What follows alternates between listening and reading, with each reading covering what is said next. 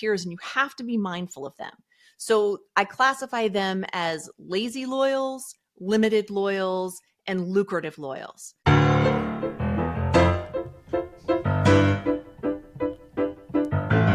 You're listening to CX Passport, the show about creating great customer experiences with a dash of travel talk. Each episode, we'll talk with our guests about great CX, travel, and just like the best journeys, explore new directions we never anticipated.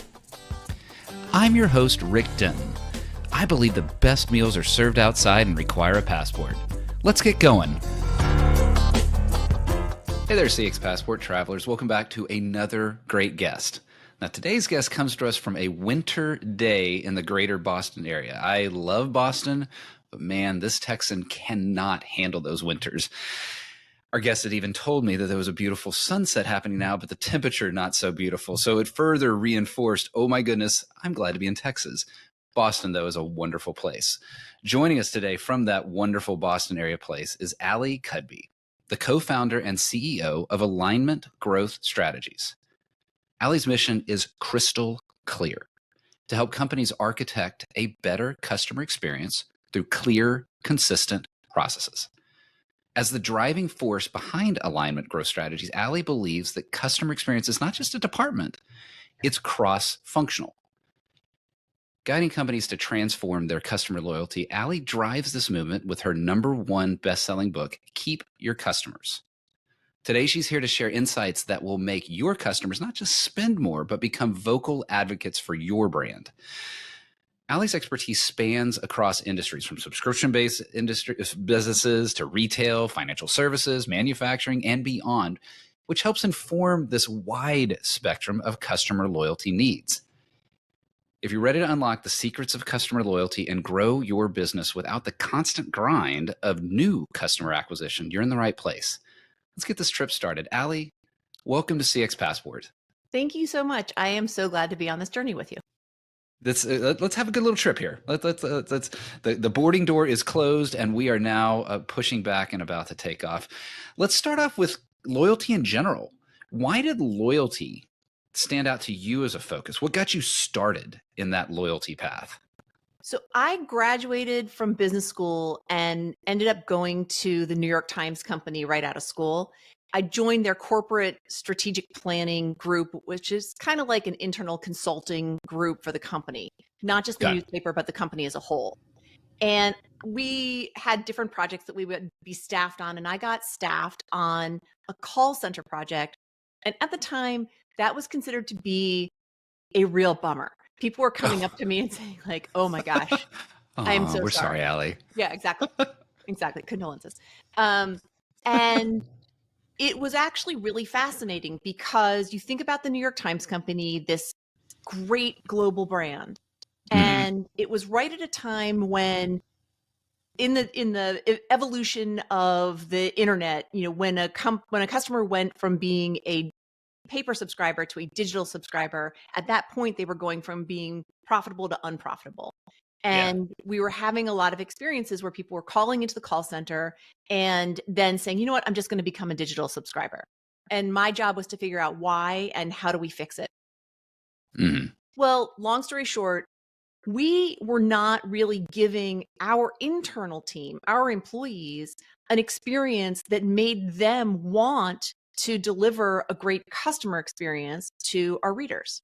And what I discovered was that when we were able to fix our internal processes, it made a big difference with our customers. And thereby we were able to do a better job of retaining these profitable print subscribers. And it was fascinating to me. I started thinking about, well, you know, all of the different aspects of what makes a customer loyal. So these customers thought they were loyal. They loved the New York Times. They weren't trying to leave the New York Times. They just wanted to consume it slightly differently. And it was up to us to encourage them to have a great experience with the product that they had, because at the time we really wanted to keep them as print. And the focus was less on the customers themselves and really more on what do we need to do inside our organization to deliver an experience that promotes loyalty on the customer end. And that was a huge aha moment for me Yeah. and transformed the trajectory of my career since. It, it, I'm grinning because in the customer experience world, we talk all the time about employee experiences, how you drive customer experience. We know that. I haven't really thought about it, at least as crystallized as you're doing it there. That well, no, that's a loyalty play as well, and it's how do we keep our employees loyal? Therefore, they can transfer that loyalty over there. There's actually quite a few. There's a lot that I'd want to pull out of that question. That you were talking about the transition from paper to digital and that desire to keep the customers in the paper product for that time was how loyalty was defined. I'm curious, were you there during that evolution or perhaps even observed it outside where there was a recognition that, well, perhaps keeping them in paper is not our definition of loyalty, their connection to the brand is? How did that loyalty evolve at New York Times specifically as just technology has moved from paper to digital? So this was such a long time ago, right? And at the Yeah, time, if you think about the economics of newspapers, and I know we don't want to go too deep down this road, but if you think about the economics of newspapers, we tend to think about them from the standpoint of subscribers because that's our experience with newspapers. But the right, reality is that newspapers are driven by advertising revenue, and the subscription revenue is really just basically covering the cost of getting you the paper or getting you whatever, the magazine, the thing the physical thing. So everything was about advertising revenue and really all about classified revenue. right. So if you think about what got destroyed by the internet, it was classified revenue. I mean, Mm, it was horrific. And so the entire economic model of newspapers basically changed as a result of the advent of the internet. And from just basic individuals placing classified ads to every single house that was up for sale or rent being listed individually to like now it's yeah, go to a website to every right. single car dealer. I mean, you think about all of the permutations, and so it really was a complete sea change for the industry. Oh, it really was. And I think, and now it's a completely different direction. And you're right. That was decades ago that that transition was taking place. I Thanks. think what's Thanks for interesting in that. that, oh, Thanks. hey, Dang, you're old, okay, girl. hang on. I still take the dead tree paper thrown on my lawn in the morning. So who is the okay boomer right here? So I'll point that mirror right back at myself for sure. Uh, it does, though, point to the fact that loyalty, even though loyalty itself we think has this definition, it ebbs and flows over time, it evolves. It's this widely defined but it's significantly misunderstood word. Yeah. Here's for you. What does customer loyalty mean to you? So loyalty, I think for me, I know what loyalty means for me. It is the deep, long-term loyalty that makes people feel like they are connected to a brand. That's what you're going for. But what I see in the marketplace is that this word loyalty gets used in sort of a punch card loyalty kind of way. Oh, it's a loyalty program. It's, buy Right. 10, get one free, or it's a referral program. And I tend to differentiate those as lowercase L loyalty versus capital L loyalty. And Okay. I play in the realm of capital L loyalty and think that companies should too. This is your captain speaking. I want to thank you for listening to CX Passport today. We've now reached our cruising altitude, so I'll turn that seatbelt sign off. While you're getting comfortable, hit that follow or subscribe button on your favorite podcast app so you'll never miss an episode. Love it if you'd tell a friend about CX Passport, leave a review so others can discover the show as well. Now, sit back and enjoy the rest of the episode. I like that lowercase l, capital L. It's interesting. You and I have a very similar style there. I talk about that when I'm talking about incentives when it comes to voice the customer and customer experience programs. And how do you incent somebody? Capital I as dollars, lowercase I, and the pitfalls of the different. So you and I have a very similar style there.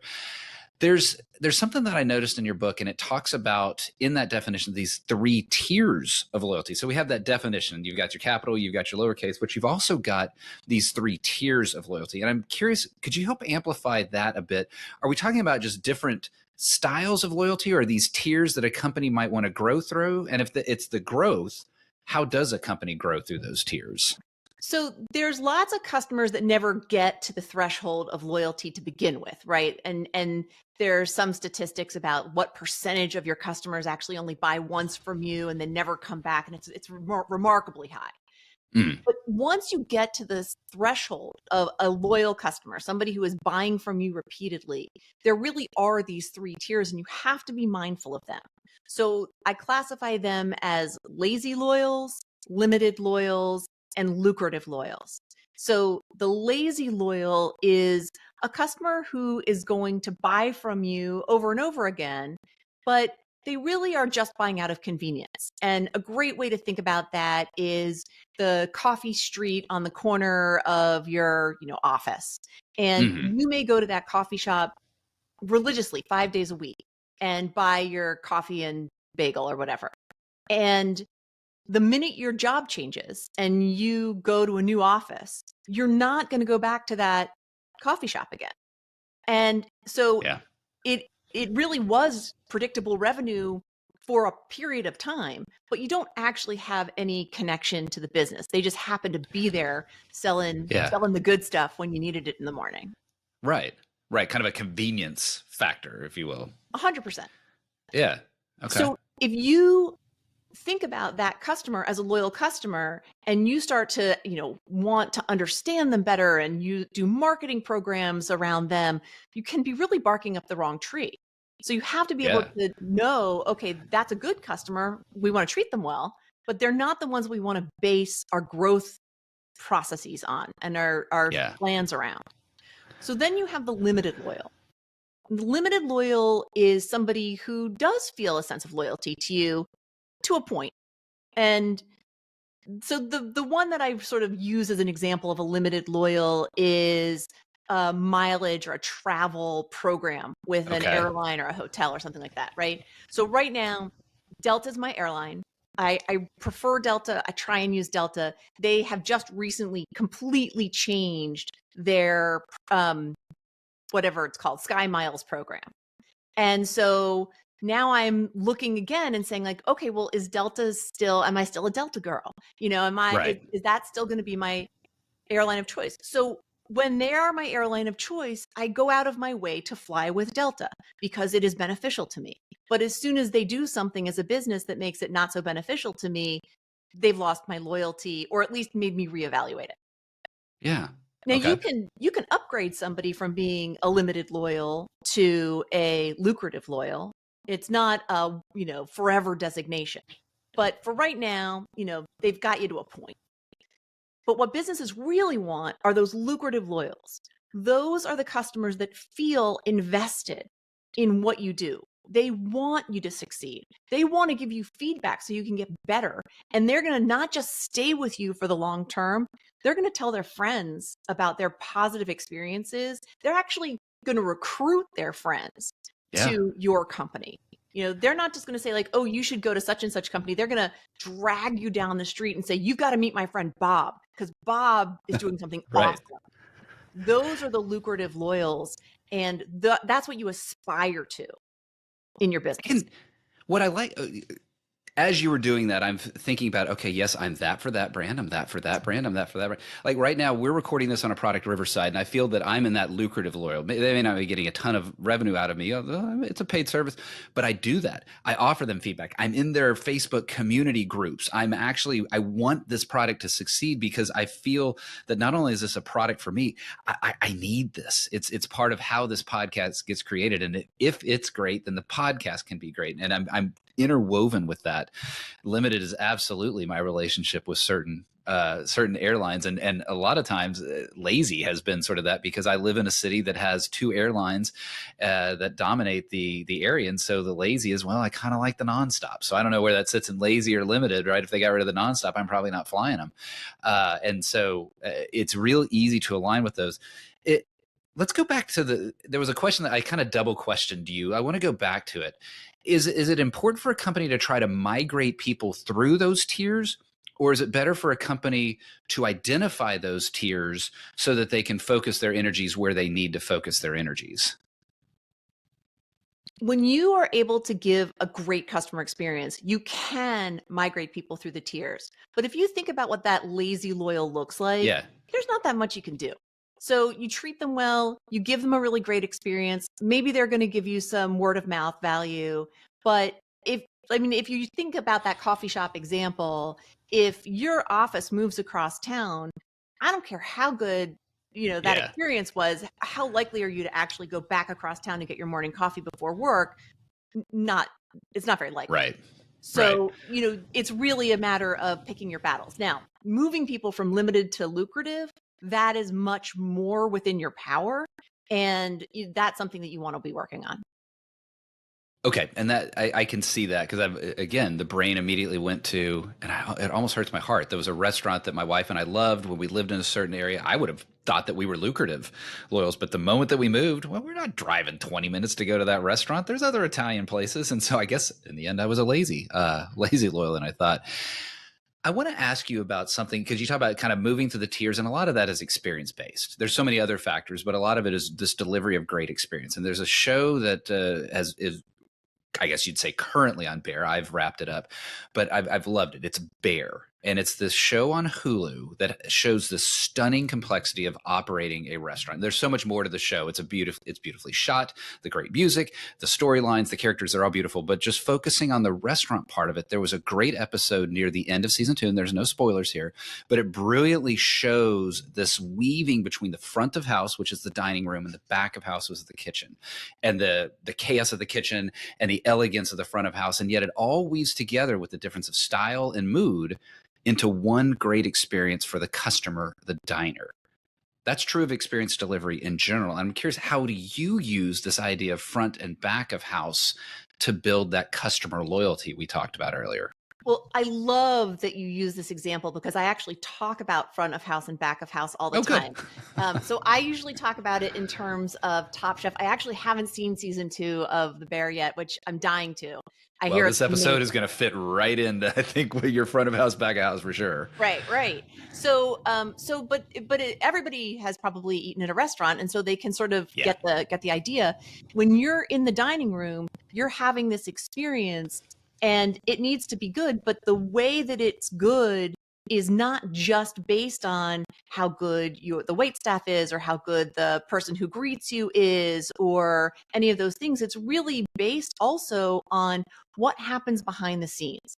And how and you see it a lot in this show Top Chef, where there's this episode called Restaurant Wars, and they're always an absolute disaster behind the scenes. They're opening this restaurant in one day and of course, trying to put this menu together and trying to figure out what they're doing. And so backstage is, the back of house can be really chaotic, but you need to be able to deliver a good experience for the customer. And so what is it that you can do to create a better back of house experience so that the front of house becomes easier? And really looking at those two things as making sure that, you can maybe finesse that front of house experience for a while, but at a certain point, if the back of house is really messy, it's going to catch up with you. The waiter can only stay sanguine but for so long. And if the food isn't ready, and you're going to become irritated. And so yes, there can be messiness behind the scenes. And in any business, there's a certain amount of going through the fire drills, doing what it takes. But as your company grows and scales, that doesn't scale with you. You have to create consistent and clear processes so that you can deliver this good experience to the customer. And that's really what we focus on at Alignmint.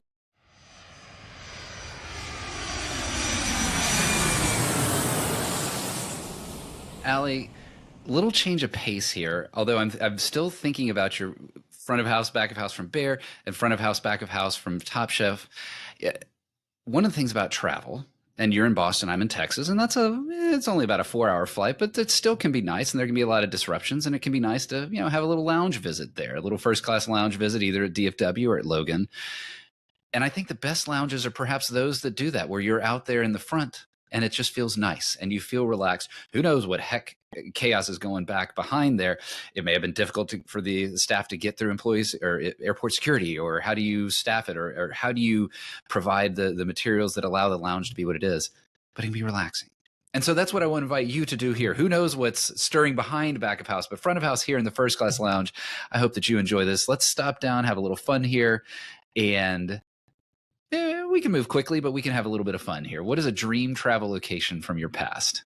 So from my past, when I was a kid, my family used to go to Aspen, Colorado. And what I will tell you is that Aspen, Colorado did not used to be the glitzy, fabulous place that it is now. Really? Oh yeah, it was a really sleepy little town with, town summer softball league, and everybody knew each other, and it was really, really not fancy. And that's my Aspen. And not only that, but we went one summer. I was 8, my brother was 5. We were allowed to walk around town by ourselves and go into the toy store and walk to Carl's Pharmacy and get an orange sherbet. And it was just this absolute Norman Rockwell summer. And that is my favorite past travel experience. Oh my gosh, I almost want to just sit on that for a little while, because that sounds so beautiful and so different than, I haven't been to Aspen, but what my perception of Aspen is, it reminds me of a little of how I grew up in Austin, and I grew up in Austin in the 70s and 80s, and I describe it very similar. Sleepy college town, it had the government stuff there, and it's not the Austin that is the Austin today. I've got a whole side story about this small little festival that I volunteered at called South by Southwest that it was unheard of at the time, but that's a different story for a different time. Yeah, grown quite a bit. What about a dream travel location you've not been to yet? I have this hankering to go to one of those places where you stay in a hut over the water, like the Maldives or wherever. Yeah. That's really on my bucket list right now. Ooh, doesn't that sound nice? Well, and is that, let me just ask you this, Allie, is that a little bit influenced by the temperature outside right now? Or is it always on the bucket list? The more those tropical vacations become appealing. Yeah. That's right. What is a favorite thing of yours to eat? My mom's chicken noodle soup. It is just, it's what she would make when I was sick. It is it's my heart food. That's awesome. Oh, that's awesome. Well, I'm going to take you the other direction. What's something growing up you were forced to eat, but you hated as a kid? Yeah. Well, since I just gave my mom a little bit of a nod, I can also take a question, right? She would make, and it was my mother who made dinner, liver and onions. And oh my gosh. And it was, the rule was I don't care how much ketchup you drown it in, but you have to eat, I think it was 3 bites. And the worst. So the ketchup budget quintupled the week of liver and onion meal. Yeah. Plug your nose, choke it down. Yeah. The reason I'm laughing is I've lost count. But in the recent past, and I'm talking about only a couple months, liver and onions has come up multiple times on the show. So listeners are going to be sitting there going, Rick, are you planting these? No, I promise I'm not. But apparently liver and onions has had a really strong influence on people's childhood. And I would agree. I experienced it too as a child. Going back to travel, we're unfortunately going to have to leave the lounge here. What is one travel item, not including your phone, not including your passport, you will not leave home without? It's probably a notebook, something that I can doodle in, take notes in, capture my thoughts, share, remind myself of either great meals or great experiences or things that I want to do in my business or life. How do you leave home without something like a notebook?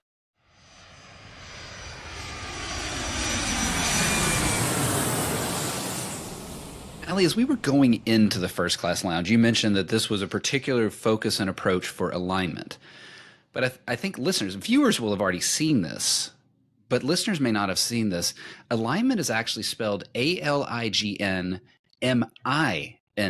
Why that name? What's the origin story of Alignmint?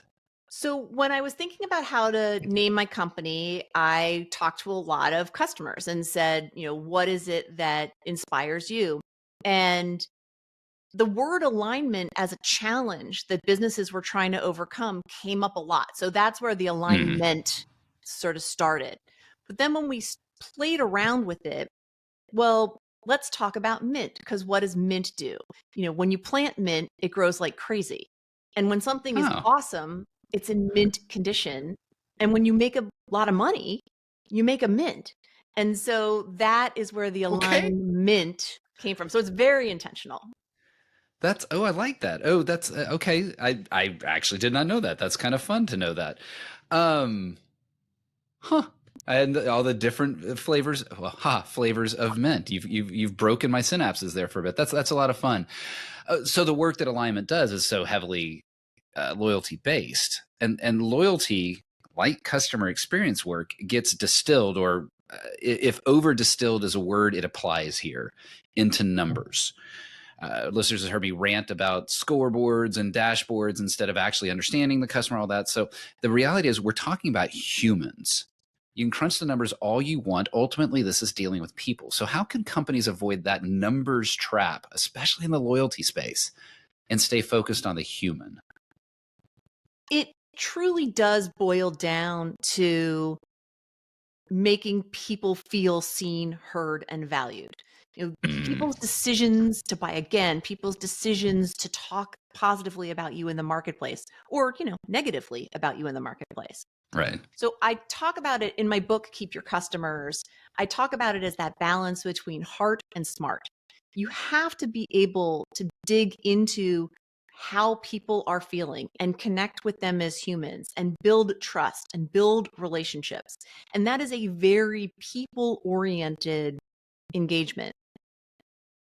It doesn't mean that the numbers aren't there, right? So Oh yeah, you you can't have ignore them. Yeah, absolutely. and I always think that it's a great statistic that McKinsey did a study and they determined that 70% of a customer's decision to purchase is based on how they feel they were treated in the buying transaction. So it's this perfect statistic that explains the heart and the smart, right? Yeah. It's a very wonky statistic, so smart oriented, but all about the feeling and the engagement piece. And I do think that in business, we tend to over index on the quantitative, and we think of the qualitative as being fluffy. But we are all humans. And as Yeah. humans, we really need to feel like we matter. And if we don't, we're not going to stay. And so it is absolutely important to make sure that you have both in mind as you're building out your processes and building out your customer experience. That is I could not agree with you more when it comes to that. Businesses over index on numbers. And I haven't quite figured out yet if it's just that those that go into business happen to be more left brained than right brained, if that's just the nature of the draw to that field, or if it's just easier. And I know that's going to hurt a lot of data analysts, but is it easier to have a number? It's clean, it's clear, it's a defined, there is no gray. It's either a 2 or a 3. And I think a lot of times that qualitative, boy, I never can get them right, but the qualitative, it can be harder to understand and harder to appreciate, yet it hits so much deeper at the heart. When I'm trying to motivate a leadership team to make a certain focus on a customer oriented element of their business, man, customer stories do so much more than the numbers on the page. To hear how a customer is actually impacted, or to take those leaders and, you know what, why don't you go live that economy seat Yeah. and see what that's like, I, and the I also difference that comes there. I also think a lot of it, I think a lot of the black and white piece is a big component of it. I think there's a lot of business that is driven by a sales oriented culture. A lot of Mhm. CEOs carried a sales bag for a while, and Yeah. that is a very numbers driven game. And this thinking about the customer and the retention side of things, it seems counterintuitive, but it's almost a newer side of business. Yeah. And so and I do also think that there's a genderedness to it all. Sales is, you're a hunter and it's very, like male and go kill the wildebeest. And, retention is it's farming, and that's sort of been feminized. And I by the way, I mean, in case you can't tell from my tone of voice, I think that's ludicrous, right? Right. But I do think that there's an element of that in business culture, and fortunately I see that changing. Well, and exactly, the word changing, I think, is the key part there in this conversation, in that what you're describing as being ludicrous was probably actually lucid reality in decades prior to us. We've all watched Mad Men, right? And so what is that world like versus what business is like today, and how long does it take a culture to evolve? I did not expect us to go this direction, but I'm fascinated by this. And I like the thought of exactly that. How can we bring both perspectives, regardless of whether it's feminized or masculinized or whatever, but bring that into business if it's historically been over indexed on one side, pulling from the other side, is how we will likely get that right forward path. Allie, there's something that always fascinates me about somebody that has written a book. And I realize this isn't necessarily customer experience related, but talk to me about the sausage of bookmaking. I know there's going to be listeners, and I know actually of active listeners that want to write a book, but you have. How did you go about that? What's the sausage of making a book? So there's two pieces of it. One is being really intentional about why you want to write a book. Like, what is the purpose of you writing a book? Are you writing it because you want something to leave to your grandchildren? Do you write it because it's a tool for your business? Do you write it because you are trying to make an impact as an author in the world, just purely as an author without a business component to it? People write books for lots of reasons, and there's lots of different ways of approaching how you publish a book based on what your goals are. And so the world of publishing tools has evolved so dramatically, and depending upon what you want to achieve can really drive how you approach the publishing path that you take. So that's one piece of it. The other piece of it is the writing itself. And the hardest thing that you can do as a writer and as an author who is trying to create a book is stare at a blank screen and think, I need to make words happen now. And every word that I ever thought has now flown out of my brain. And when I was writing my first book, so Keep Your Customers is actually my third book. All right. So when I was writing my first book, I got this advice, which is, don't do that.